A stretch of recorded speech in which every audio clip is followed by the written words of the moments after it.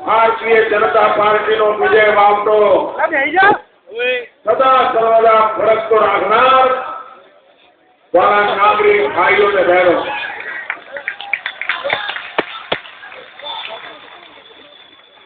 आ એવું મંચ છે જેમાં ચારે બાજુ પબ્લિક છે.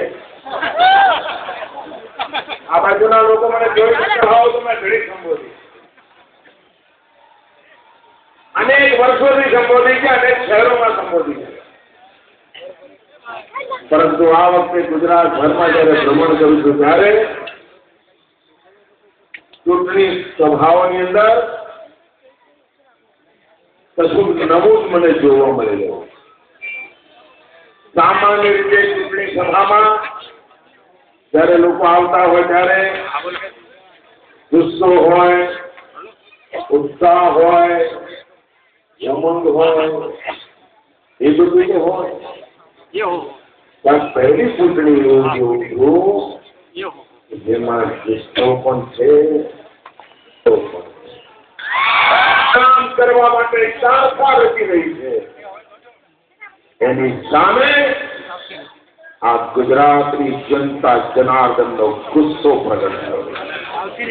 ભાઈઓ બહેનો, આ વખતે 10મી તારીખે કમળના નિશાન પર બટન દબાવીને આ ગુસ્સો વ્યક્ત કરવાનો મોકો મળ્યો છે.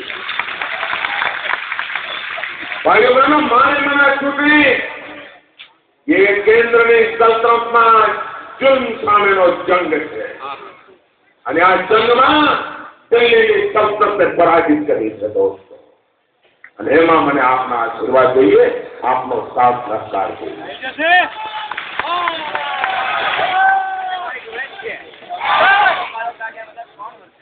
આવતીકાલે મને ગુજરાતની સેવા કરવાનો તમે જે મોકો આપ્યો, 10 વર્ષ થઈ રહ્યા. ગુજરાતના કોઈ મુખ્યમંત્રીના અવસર નથી. આપણે ત્યાં તો સરકારો એવી રીતે જાણતી હતી કે તું જા હું આવું છું, તું જા હું આવું છું. 2 વર્ષથી 2.5 વર્ષ ત્યાં ઉચાળા ભરવા પડે, માણ કરીને થાય અને એના કારણે વિકાસ થઈ રહ્યો છે. પરંતુ આવતીકાલે જયારે 10 વર્ષ થઈ રહ્યા છે ત્યારે મેં આજે અમદાવાદમાં એક પત્રકાર પરિષદ કરી. એ પત્રકાર પરિષદમાં આખા મધ્ય ગુજરાતને ગૌરવ થાય અને સમગ્ર હિન્દુસ્તાનને નાશ થાય એવી એક યોજનાની જાહેરાત કરી છે. ભાઈઓ બહેનો,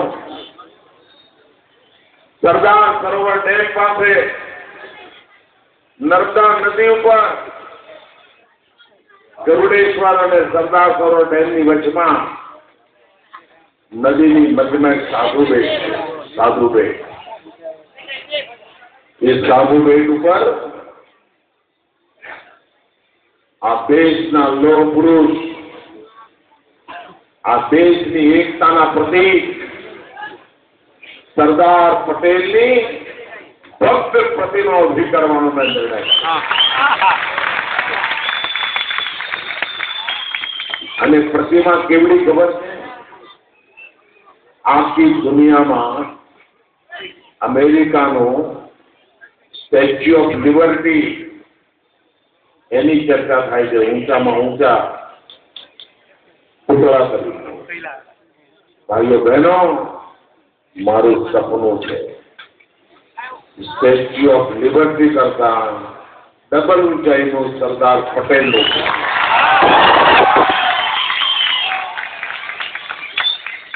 ये स्टैच्यू ऑफ लिबर्टी છે તો આ સ્ટેચ્યુ ઓફ યુનિટી છે. દેશની એકતાનું પ્રતીક. 500 કરતા દેશથી વધારે દેશી રાજા રજવાડાઓને એક કરીને હિન્દુસ્તાન આધુનિક બનાવવાનું કામ જે લોહ પુરુષે કર્યું, એમનું આવું સન્માન કરવાની યોજના આજે મેં લોકો સામે મૂકી છે. આપ કલ્પના કરી શકો છો ભવ્ય કેવું હશે. સ્ટેચ્યુ ઓફ લિબર્ટી કરતા ડબલ ઊંચું અને એમાં પણ જવા માટે નૌકા વિહાર કરીને જવાનું થશે. ના કરાર ના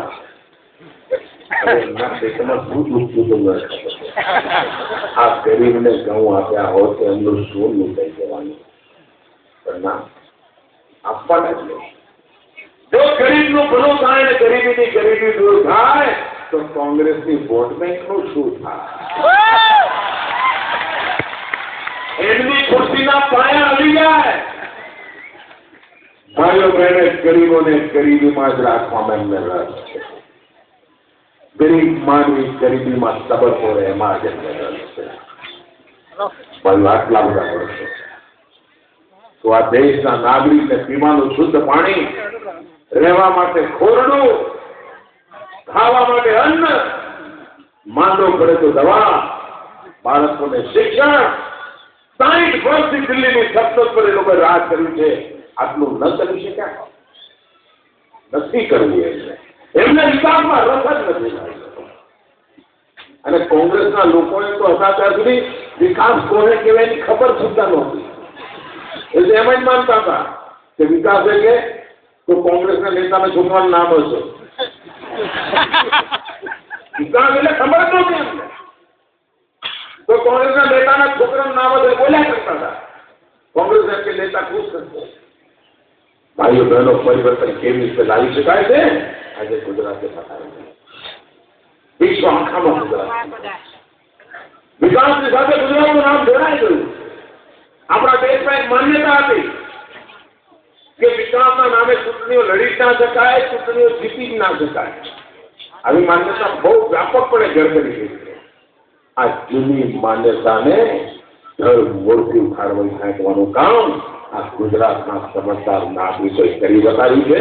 અને ગુજરાતે પુરવાર કર્યું છે વિકાસના મુદ્દા પર ચૂંટણી લડી પણ શકાય છે, વિકાસના મુદ્દા પર લોકોને ભરોસો આપી પણ શકાય છે, અને વિકાસ કરીને ચૂંટણી જીતી પણ શકાય છે. આ ગુજરાતે લગાતાર બતાવી શકાય છે. મારે વિકાસના મુદ્દા પર આગળ વધવું શકાય છે. સામાન્ય માનવીનો ભલો કરવું છે. ઝુંપડપટ્ટીમાં રહેનારા માનવીને ઘર મળે એની ચિંતા કરવી છે. લોકોને રોજગાર મળે. આપ વિચાર કરો દેશની દશા કેવી. હમણાં ભારત સરકારે આંકડા બહાર પાડ્યા 2007, 2008 અને 2009 આ દેશમાં વધુમાં વધુ રોજગાર કયા રાજ્યમાં મળ્યો એની તપાસ કરીને સરવાળો કર્યો. અને જે ભારત સરકાર કહે છે, આ કોંગ્રેસ વાળા તો નહીં બોલે, ભારત સરકાર કહે છે કે સમગ્ર દેશમાં 3 વર્ષમાં જે રોજગાર મળ્યા છે એમાંથી 72% રોજગાર માત્ર ગુજરાતે આપ્યા છે. 28%માં આખું હિન્દુસ્તાન. તો કર્યું શું ભાઈઓ? તમે કર્યું શું? દિલ્હીમાં આવડી મોટી સરકાર બેઠી છે, તમારા રાજ્યો છે, જ્યાં તમે બધા રૂપિયાના ઢગલા ત્યાં કરો છો તો લોકોને, નવજવાનોને રોજગાર આપવામાં નિષ્ફળ કેમ ગયા? કારણ એમને વિકાસ કરવો નથી, ગરીબોનું કલ્યાણ નથી કરવું. રાજીવ ગાંધી કહેતા હતા, રાજીવ ગાંધી આપણા ભૂતપૂર્વ પ્રધાનમંત્રી રાજીવભાઈ ગાંધી એમ કહેતા હતા કે દિલ્હીથી રૂપિયો નીકળે તો ગામડે પહોંચતા પહોંચતા 15 પૈસા થઈ જાય. એમને કહ્યું છે. અને ત્યારે રાજ કોંગ્રેસનું જ હતું. પંચાયતથી પાર્લામેન્ટ સિવાય જેથી કોંગ્રેસ સિવાય કોઈ હતું જ નહીં થાય. આખા દેશમાં બધી પાર્ટીઓના ઉતારા ભરી ગયા હતા, એકલા એ જ હતા. અને એમણે કહ્યું હતું કે રૂપિયો નીકળે તો ગામડે જતા જતા 15 પૈસા થઈ જાય છે. આ 85 પૈસા ઘસાઈ જતા હતા. આ 85 પૈસા કયો પંજો ઘસતો હતો? આ કયો પંજો 85 પૈસા ઘસી કાઢતો હતો? ભાઈઓ બહેનો, ઉપાય આપણે શોધી કાઢ્યો.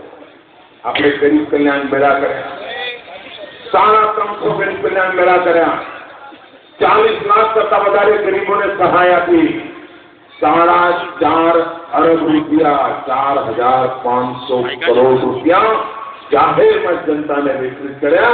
भाइयों गांधीनगर से रुपयो निकलो 100 पैसा गरीबना घरे पहुंचा कोई 50 रुपया ने क्षति ना करे। गरीबों भલું રીતે થાય વિકાસ અને વ્યવસ્થા કેવી રીતે વિકસાવાય આમાં પુરવાર કરી બતાવી। ભાઈઓ બહેનો ભૂતકાળમાં કોંગ્રેસના મિત્રો 5 વર્ષમાં જેટલું બજેટ વાપરતા હતા 5 વર્ષમાં એટલું બજેટ આજે અમે 1 મહિનામાં વાપરીએ છીએ। વિકાસ કેટલો થાય એનો અંદાજ કરીએ। ગુજરાતનો જન્મ 1960 માં થયો। 2001 માં હું ગાંધીનગરમાં મુખ્યમંત્રી તરીકે આવ્યો। એ દરમિયાન જેટલી પંચવર્ષીય યોજનાઓ થઈ એ પંચવર્ષીય યોજનાઓનું ટોટલ ગુજરાતનું આયોજન 47,000 કરોડ રૂપિયાનું હતું। આપને આંકડામાં રસ નહીં પડે પણ યાદ રાખવા જેવા છે મિત્રો 47,000 કરોડ રૂપિયા હતું। 2001 થી 5 પંચવર્ષીય યોજનાનું કામ મારા માથે આવ્યું। ભાઈઓ એ 5 જ વર્ષનું મારું આયોજન હતું 51,000 કરોડ રૂપિયા। 1960 થી 2001 47,000 કરોડ અને મેં આવીને 5 જ વર્ષમાં 51,000 કરોડ અને આ વર્ષે તો 1,11,000 કરોડ રૂપિયા। આ કોંગ્રેસના લોકોને કર કરતો નથી આવડતો। આ 1,11,000 કેવી રીતે લખાય એ નહીં આવડે।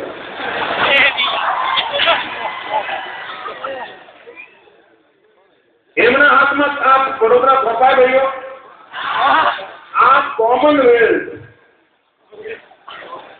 7 વર્ષથી એમના કામ ફોપાયું। 7 વર્ષ 70,000 કરોડ રૂપિયા અને કર્યું શું? પુલ તૂટ્યો। કોમનવેલ્થ નું શું કર્યું ભાઈ? પુલ તૂટ્યો પેલો। શું કર્યું? શું કર્યું? બધી जनता को सब मालूम है। પુલ તૂટ્યો। दुनिया ने बच्ची खबर से शू करी साहेब पावड़े पावड़े उलटी गया। पावड़े पावड़े अरे दुनिया ने नाना नाना देशों कही दीधું હવે રમવા નહીં આવી। હમણાં બધા મેડલો દેખાવા માંડ્યા છે આપણા। અનેક દેશો લોકો કઈ દીધું રમવા નહીં આવીએ।